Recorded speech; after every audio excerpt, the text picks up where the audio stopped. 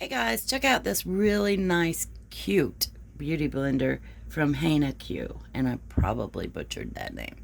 This is a 100% polyurethane beauty blender, and it is very squishy and soft. It is a wet and a dry blender.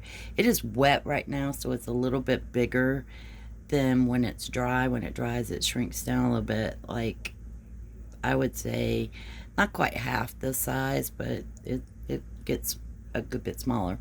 I really like this tip. It works great for doing my makeup around my eyes.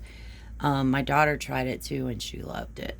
This little stem piece, I guess, looks like it is a sponge piece, and it actually is, but it's extremely soft as well.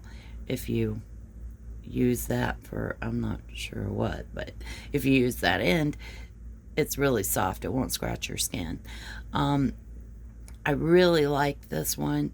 It's, like I said, really soft, really squishy, and it worked really great applying my makeup.